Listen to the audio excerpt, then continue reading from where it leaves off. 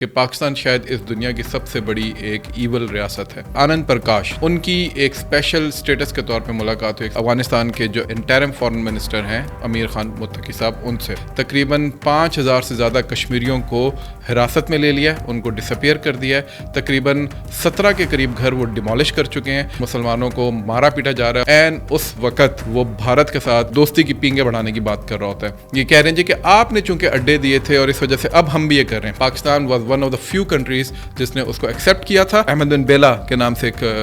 Diplomat تھے، ان کو پاکستان نے اپنا پاسپورٹ دیا تھا تاکہ وہ پوری دنیا کے اندر اس کے اوپر گھوم سکے۔ اگر پاکستان آپ کے سائٹ کے اوپر ہے تو it's easier to win a وار۔ پاکستان سے پہلے وہ القاعدہ تھی جس نے یہ ساری حرکت کی تھی اور جس کی وجہ سے یہ عذاب اس خطے کے اوپر پھر نازل ہوا تھا۔ اصل اینیمی پاکستان کی فوج اور پاکستان کے وہ لوگ ہیں جو کہ اس وقت کشمیر اور انڈیا کے اندر جا کے کشمیر کے لیے لڑ رہے ہیں۔ السلام علیکم جی، میرا نام سلمان جاوید ہے اور آج میں آپ کے سامنے ایک نئی ویڈیو کے ساتھ حاضر ہوں۔ آج میں پہلے آپ کے سامنے ایک خبر رکھوں گا، اس خبر کے بعد پھر میں نے جب اس خبر کو اپنے سوشل میڈیا کے اوپر پوسٹ کیا اور اس پہ پھر جس قسم کے کامنٹس نیچے آئے، اس نے مجھے اس بات کے اوپر ابھارا کہ مجھے اس کے اوپر دوبارہ سے کچھ بات رکھنی چاہیے اور کرنی چاہیے۔ یہ ایک ایسی چیز ہے جو کہ شاید مسلسل ہمارے لوگوں کو بتانی پڑے گی، ہیمر کرنی پڑے گی، یاد دہانی کروانی پڑے گی، بہت سے ایسے لوگوں کو جو کہ اس ایلوژن اور ڈیلوژن میں ہے کہ پاکستان شاید اس دنیا کی سب سے بڑی ایک ایول ریاست ہے۔ کیا پاکستان ایک ایول ریاست ہے یا نہیں، اس کے اوپر آج ہم تھوڑی سی بات کریں گے۔ اور کیوں یہ بات سامنے آئی؟ کیونکہ ایک خبر آئی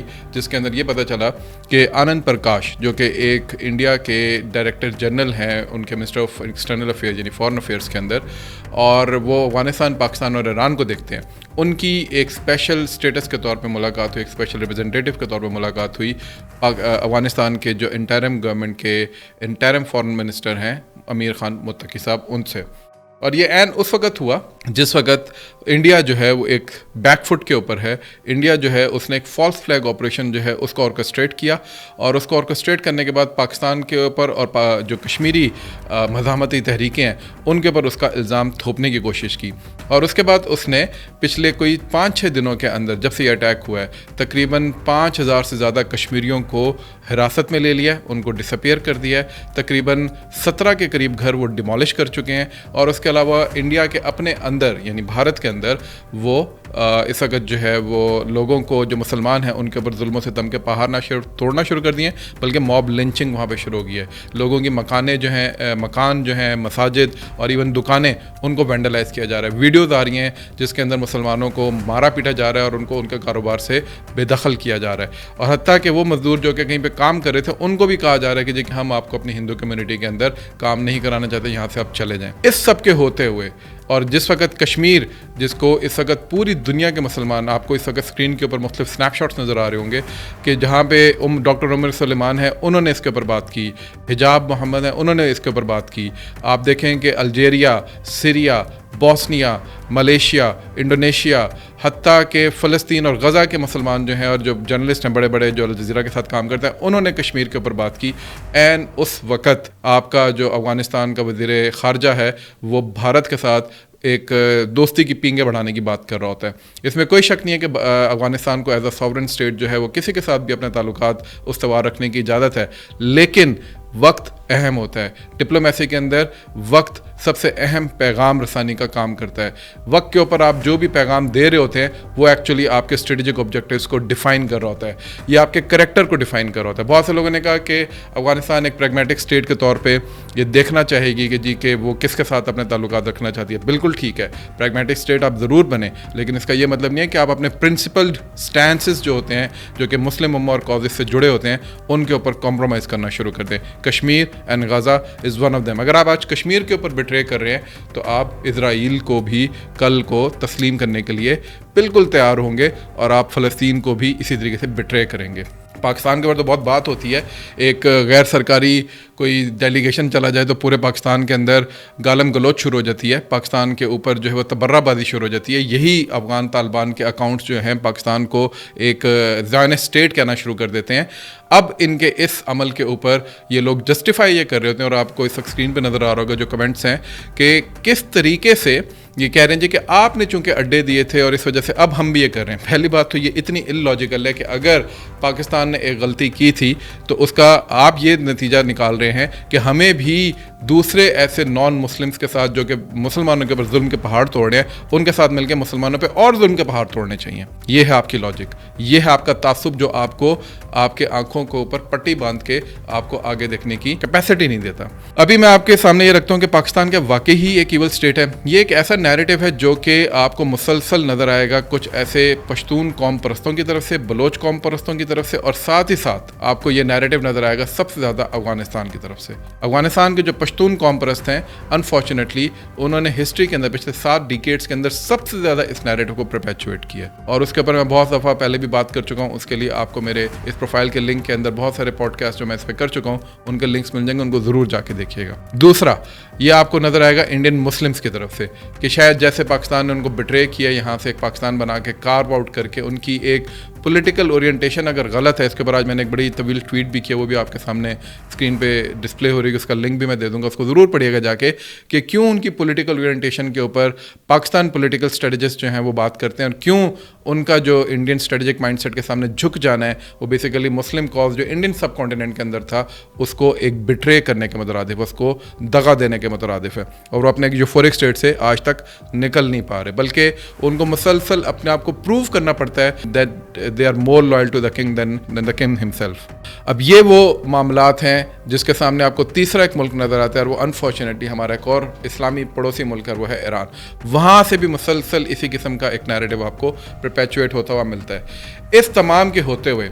ہم پاکستان کی تاریخ پہ جو پچھلے 60 ڈیکیڈز پہ ایک نوزائیدہ مملکت ہوتی ہے, ریاستوں کی عمر میں, ریاستوں کی تاریخ میں یہ جو عمریں ہوتی ہیں 7-8 ڈیکیڈز, یہ کوئی عمر نہیں ہوتی. اس کی تاریخ میں پاکستان نے کیا کیا کیا یہ میں اب آپ کو بتاتا ہوں, دوبارہ سے یاد دہانی کراتا ہوں. 1950s کے اندر, اور یہ اس وقت جب پاکستان سیٹو اور سینٹو کا ممبر بن چکا تھا, جس کے اوپر سب سے زیادہ IR کے پولیٹیکل سائنٹسٹ کے اور جو ہمارے تاریخ دان سو کالڈ ہیں وہ بات کرتے ہیں جی کہ پاکستان فوراً امریکہ کی جھولی میں جا کے بیٹھ گیا تھا. اس پہ میں نے ڈاکٹر رابعہ جو کہ ایک بہت مشہور اکیڈیمک ہے ان کے ساتھ بات کی تھی پاکستان, چائنا اور امریکہ کے تعلقات کے اوپر. اس کا لنک بھی آپ کو نیچے مل جائے گا. پاکستان ناؤ کے ساتھ جب میں پوڈ کاسٹ کرتا تھا تو اس پہ میں نے ان سے بات کی تھی, اور انہوں نے اس کے اوپر ریویل کیا تھا ہسٹوریکل فیکٹس کے ساتھ کہ کس طرح امریکنس کی طرف سے بیسیکلی ایک طرح کا یہ گیم پلان تھا, ایک اسٹریٹجک گیم پلان تھا کہ پاکستان کو جو یہ سپلائی ہوگی آرمز کی, ویپنس کی, جو وہ دیں گے, ایڈ دیں گے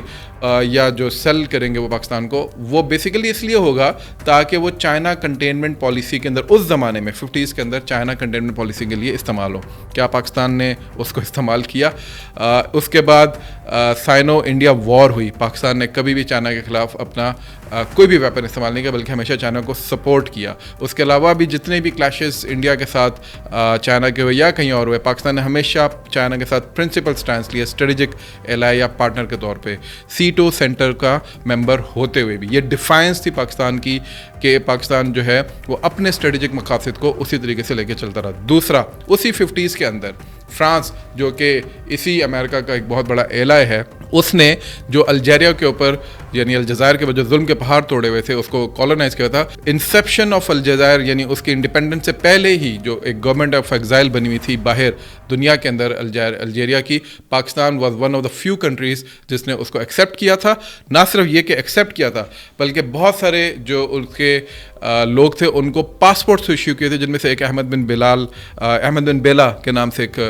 ڈپلومیٹ تھے ان کو پاکستان نے اپنا پاسپورٹ دیا تھا تاکہ وہ پوری دنیا کے اندر اس کے اوپر گھوم سکیں, اپنے ملک کے لیے وہ جا کے بات چیت کر سکیں, نیگوشیٹ کر سکیں. اور پاکستان نے ڈیفائنس کی تھی اور اس کے اوپر فرانس ٹھیک ٹھاک ناراض ہوا تھا اور امریکہ سے بڑی اس نے شکایتیں بھی کی تھیں. اس کے باوجود پاکستان نے الجیریا کو سپورٹ کیا. بتائیں مجھے کہ کون سا ایسا دوسرا اسلامی ملک تھا جو اس زمانے میں اس طرح کی جو ہے وہ ڈیفائنس رکھتا ہو.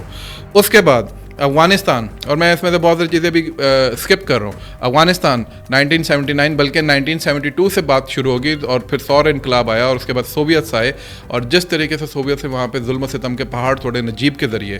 35 سے 55 ہزار کی فگر ہے جو کہ خود وہاں کے اکاؤنٹس کہتے ہیں, رشینز اور سوویتس اس بات کو مانتے ہیں کہ نجیب نے بینگ پشتون 35 سے 40 ہزار اور بلکہ شاید کچھ اکاؤنٹس کے مطابق 50-55 ہزار پشتونوں کو قتل کیا وہاں پہ. یہ ہمیں پاکستان کو کہتے ہیں جی کہ پاکستان جو ایک اپارتھائڈ اسٹیٹ ہے اسرائیل کی طرح جو پشتونوں کے اوپر ظلم توڑتی ہے. یہ ہے ان کے نجیب کا اصل, جو اس کا اصل کوڈ نیم جو تھا وہ پوتوموک تھا. ایک بک ہے The World Was Going Our Way, اس کے اندر بیسیکلی دو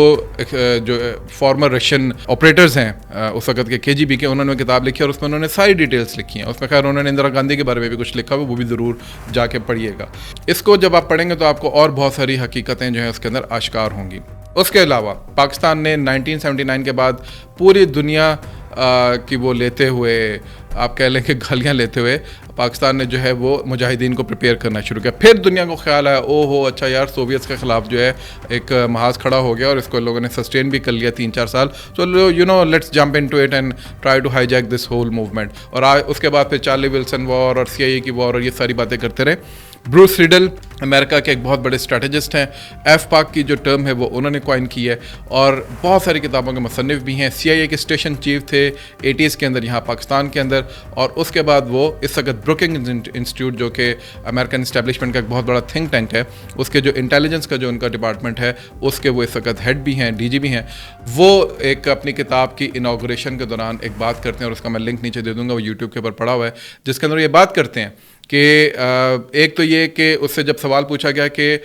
پاکستان افغانستان کے 2 جنگوں کے حوالے سے آپ کا کیا تجزیہ ہے, تو اس نے کہا کہ اگر پاکستان آپ کی سائڈ کے اوپر ہے تو it's easier to win a war. So it means کہ when Pakistan was on their side in the 80s then they won the war in just 8 years, and when Pakistan was not on their side they couldn't win the war even in 20 years. یہ ہے وہ حقیقت جس کو لوگ یہ کہتے ہیں جی کہ پاکستان نے چونکہ اڈے دے دیے تھے, پاکستان نے چونکہ بمبارمنٹ کروائی تھی افغانستان کے اوپر. یہ وہاں کا ایک بڑا اسٹریٹجسٹ جو کہ باراک اوباما کا ایک ایڈوائزر بھی تھا. ڈرون وارز جو باراک اوباما نے لانچ کی تھی اس کے اندر ایک بہت بڑا یہ مہرا تھا جس نے یہ تمام آرکسٹریٹ کروا کے دیا تھا. وہ یہ بات کہہ رہا ہے کہ Pakistan was never on our side کیونکہ اس جنگ کو ہم نہیں جیت سکے. اس کے علاوہ بروکنگ انسٹیٹیوٹ کے اندر ہی ایک ولیم ڈینپل بہت بڑے ہسٹورین ہیں, انہوں نے ایک اس وقت ایک آرٹیکل لکھا 2011 یا 2013 کے اندر, اور اس کا نام تھا دا ڈڈلی ٹرائی اینگل. اس کو ضرور جا کے گوگل کر پڑھیں اور اس کے اندر دیکھیں کہ انہوں نے پاکستان کے بارے میں کیا لکھا ہے اور کس طریقے سے وہ پاکستان اور افغانستان اور انڈیا کی جنگ کو افغانستان کے بیٹل گراؤنڈ کے اوپر ڈیفائن کرتے ہیں اور کہتے ہیں کہ کس طرح پاکستان نے ساروں کو ڈیسیو کیا وہاں پہ. اسی طریقے سے اٹلانٹک کونسل ایک بہت بڑا ادارہ ہے, اس کا ایک وائٹ پیپر ایشو ہوا جو کہ جس کے اندر انہوں نے اس کا نام رکھا دا ایلائی فرام ہیل. یہ آج بھی آپ جا کے گوگل کر سکتے ہیں اور اس کے اندر جا کے دیکھیے کہ کس طریقے سے وہ پاکستان کو رگڑا دے رہے ہیں کہ پاکستان نے ان کے ساتھ ایک ڈسپٹیو وار کھیلی ہے اس سارے معاملے کے اندر. لیکن اس سب سے زیادہ ایک اور میں آپ کو ایگزامپل دیتا ہوں, اور وہ ہے کہ ڈائریکٹریٹ ایس ایک کتاب ہے, اس کو جا کے آپ ضرور پڑھیں. اس کے اندر دیکھیں کہ کس طریقے سے پاکستان کے متعلق اور پاکستان کی ISI کے ایک ڈائریکٹریٹ ایس کے بارے میں کیا بات چیت ہوتی ہے اور کیوں بات چیت ہوتی ہے. اسی کے تناظر میں میمو گیٹ کا وہ اسکینڈل یاد کریں جو کہ حسین حقانی اور جو کہ اس قسم کے کماش کے لوگ اس وقت لے کر آئے تھے تاکہ اسی ڈائریکٹریٹ ایس کو کسی طریقے سے ڈسمنٹل کیا جا سکے. یہ وہ تمام کہانی ہے جس کو ہم لوگ بار بار دہراتے رہیں گے تو کہیں جا کے ان جیسے لوگوں کو جواب ملے گا جو کہ یہ سمجھتے ہیں کہ پاکستان نے شاید اڈے دیے تھے, پاکستان نے شاید افغان گورنمنٹ کو بٹرے کیا تھا. یہاں میں ایک جیکشن کرنا چاہوں گا. مفتی عبدالرحیم صاحب ہیں جو کہ جامعہ رشید کے بہت بڑے مفتی ہیں, اس وقت ہیڈ ہیں, ان کے پوڈ کاسٹ ہیں, ان کو جا کے ضرور دیکھیے گا. اس کے بھی لنکس میں اپنے اس ڈسکرپشن میں دے دوں گا, جس کے اندر انہوں نے بتایا کہ 9/11 سے پہلے کیسے القاعدہ نے معاہدات کیے تھے ایک علماء کی کمیٹی کے ساتھ بیٹھ کے, جس میں پاکستانی علماء بھی تھے, جس میں خود مفتی عبدالرحیم صاحب شامل تھے, جس کے اندر یہ وہاں کے افغان ملا عمر کی طرف سے جو ڈپیوٹیڈ افغان علماء تھے اور القاعدہ کی طرف سے بھی کچھ علماء تھے, اور ان میں سے 2 لوگ القاعدہ کے ابھی بھی وہ کہتے ہیں زندہ ہے, جن کے ان کے پاس نمبر ہے اور جن کو وہ کہتے ہیں کہ آپ جا کے ان سے بے شک جا کے پوچھ لیں کہ کیا ساری بات ہوئی تھی. ان معاہدات کے اندر یہ بات تھی کہ آپ افغانستان کی سرزمین کو کسی اور ملک کے خلاف استعمال نہیں کریں گے وداؤٹ پرائر اپروول آف ملا عمر, اور ملا عمر سے آپ اجازت لیں گے. اس کے باوجود القاعدہ نے وہ معاہدات بریچ کیے اور انہوں نے 9/11 کیا, جس کو بعد میں پھر ملا عمر اور پورے افغانستان نے بھگتا. پاکستان نے نہیں کیا تھا, پاکستان سے پہلے وہ القاعدہ تھی جس نے یہ ساری حرکت کی تھی اور جس کی وجہ سے یہ عذاب اس خطے کے اوپر پھر نازل ہوا تھا. مفتی عبدالرحیم صاحب نے شریعہ کے اعتبار سے اس کے اوپر جو گفتگو کی ہے وہ ضرور جا کے سنیں تاکہ آپ لوگوں کے اوپر ایک آشکار ہو کہ پاکستان کو اور افغانستان کو اور اس خطے کو آگ اور خون میں دھکیلنے کے لیے کس نے کیا کردار ادا کیا تھا. اس کے علاوہ آپ کرسٹین فیئر کو جا کے پڑھیں, اس نے کس قسم کی کتابیں اور کس قسم کی باتیں پاکستان کے متعلق لکھی. پورا ایک پیپر اس نے کانگریس کے سامنے لکھا اور بتایا کہ ہم ایک غلط اینیمی, یعنی القاعدہ کو اس نے غلط اینیمی کہا, رانگ اینیمی, اس سے لڑ رہے ہیں. اصل اینیمی پاکستان کی فوج اور پاکستان کے وہ لوگ ہیں جو کہ اس وقت کشمیر اور انڈیا کے اندر جا کے کشمیر کے لیے لڑ رہے ہیں. یہ وہ لوگ ہیں جو کہ باراک اوباما کے ایڈوائزر سے اور آج تک امریکن اسٹریٹجک مائنڈ سیٹ کو ریپرزینٹ کرتے ہیں. سیکرٹ پاکستان کے نام سے بی بی سی کی ایک ڈاکومنٹری ہے, 2011 میں یا 12 میں آئی تھی, اس کو جا کے دیکھیے. آپ کو بہت مشکل سے ملے گی کیونکہ بی بی سی نے اپنی ویب سائٹ سے اس ڈاکومنٹری کو ہٹا دیا تھا. This is one of the rarest moment. وہ آپ کو وہاں پہ آرکائیو میں اس کے ٹائٹلس ملیں گے, ڈاکومنٹری نہیں ملے گی, لیکن from some archive you will find this that documentary. دیکھیے اس کے اندر اس وقت کے سرونگ ناٹو کے, یو کے اور امریکنس کے جرنلس کیا بات کر رہے ہیں کہ پاکستان نے ان کے ساتھ کیا کھلواڑ کیا ہے. یہ چھوٹی حقیقت یا چھوٹی بات نہیں ہے, اور یہ وہ باتیں ہیں جس کو مسلسل پاکستانی اسٹریٹجک مائنڈ سیٹ کو, مسلسل پاکستان کے لوگوں کو نہ صرف یہ کہ پڑھنا چاہیے بلکہ سننا چاہیے, دیکھنا چاہیے اور پتہ کرنا چاہیے کہ یہ جو افغانستان کی طالبان شورا تھی یہ کہاں بیٹھی ہوئی تھی, کون ان کو سپورٹ کر رہا تھا اور کون ان کو بیس کیمپس کے اندر یہاں پہ رکھ رہا تھا. آج یہ وہ باتیں ہیں جس کو اب میرا خیال ہے پاکستان کو کھل کے بات کرنی چاہیے تاکہ اس نیریٹو کو پاکستان پش بیک دے سکے جو یہ مسلسل ٹی ٹی پی کی طرف سے, پی ٹی ایم کی طرف سے, پشتون متعصب نیشنلسٹ ہیں ان کی طرف سے, بلوچ نیشنلسٹ کی طرف سے, اور یہاں کے ہمارے کچھ لبرل اور پی ٹی آئی کے لوگوں کی طرف سے بار بار نکالے جاتے ہیں, تاکہ پاکستان کی جو اصل کہانی ہے, پاکستان کا جو اصل چہرہ ہے, جو مسلم کازز اور امہ کے کازز کے ساتھ وہ کھڑا رہے, وہ نظر آئے. افغانستان کی بات کے بعد اب آپ کو ہم لے کے چلتے ہیں بوسنیا کی طرف. ابھی آپ ایکس کے اوپر جائیں اور ایکس پہ صرف بوسنیا اور پاکستان کے حوالے سے سرچ کریں. You will find out that on this occasion, جب پاکستان اور انڈیا کا اسٹینڈ آف ہے, جب کشمیر کے متعلق بات ہو رہی ہے, بوسنینس کیا بات کر رہے ہیں. انہوں نے کہا ہے کہ پاکستان کی جو حمایت تھی ہم کبھی بھی نہیں بھول سکتے. یو این کی عام امبارگو تھی 1990s کے اندر, اس عام امبارگو کو یو این کی ڈیفائنس کے اندر پاکستان نے نہ صرف یہ کہ آرمز سپلائی کیے بلکہ وہاں پہ بہت سارے مجاہدین کو انہوں نے پاکستان نے سپورٹ کیا. اور بوسنیا کی آزادی کے اندر, فریڈم کے اندر پاکستان کا ایک بہت بڑا ہاتھ ہے. جنرل ناصر اس وقت آئی ایس آئی کے چیف تھے اور ان کو اسی جرم کی پاداش کے اندر 1 سے 1.5 سال کے اندر بلکہ ہٹا دیا گیا. امریکہ اس پہ بہت زیادہ انوائڈ تھا, اس کے باوجود پاکستان نے کبھی بھی بوسنیا کی مدد سے اپنے ہاتھ نہیں کھینچے. بوسنینس آج بھی اس چیز کو یاد رکھتے ہیں, ان کا ایک کریکٹر ہے, ان لائک اور امیڈیٹ نیبرز جن کا کریکٹر یہ ہے کہ وہ جا کے ہمارے ان لوگوں کے ساتھ جا کے بیٹھے ہیں جو کہ اس وقت کشمیر کو جو ہے وہ پریس کر کے بیٹھے ہیں انڈین آکوپائڈ کشمیر کے اندر. اس کے بعد بوسنیا کے اندر ایک اور مارک کرٹس ایک ہسٹورین ہے, ان کی اگر آپ جا کے کتاب پڑھیں گے تو یو ول فائنڈ آؤٹ کہ پاکستان نے اور آئی ایس آئی نے ادھر کیا رول ادا کیا تھا. اس کے علاوہ بھی بہت ساری جگہیں, داغستان, چیچنیا, میں نام گنوا سکتا ہوں, لیکن اسی جرم کی پاداش کے اندر پاکستان کے اندر جس قسم کی سینکشنز لگیں, پاکستان کو جس طریقے سے پش بیک ملا, پاکستان کو جس طریقے سے روک اسٹیٹ کہا گیا, پاکستان کو جس طریقے سے ایک ٹیررسٹ ہب ڈکلیئر کرنے کی انڈین کوشش ہوئی, یہ وہ تمام چیزیں ہیں جو کہ پاکستان نے مسلم کازز کے لیے کھڑی کی, مسلم کازز کو سپورٹ کیا, اور اس کا خمیازہ پاکستان کو ایک سائڈ سے ان لوگوں کی طرف سے پریشر کی صورت میں سے بھگتنا پڑا جو کہ پاکستان کے ازلی اور ابدی دشمن ہے, اور دوسری سائڈ سے انہی لوگوں نے پاکستان کو گالیاں دینے کی کوشش کی یا پاکستان کا چہرہ مسخ کرنے کی کوشش کی جن کی پاکستان نے مدد کی. فلسطین اور غزہ کے اوپر بھی پاکستان نے جو باتیں کی ہیں, جس قسم کی یو این کے اندر جنگ لڑی ہے, جس طریقے کی ایڈ پاکستان سے اس وقت غزہ اور فلسطین کے لیے جاری ہے, اس کا بھی آن ریکارڈ سب کو معلوم ہے, اس کو صرف دیکھنے کی ضرورت ہے. یہاں پہ کچھ لوگ ہیں جو سیو غزہ کے نام کے اوپر یا غزہ نیڈس یو کے نام کے اوپر اس قسم کی کیمپینز کرتے ہیں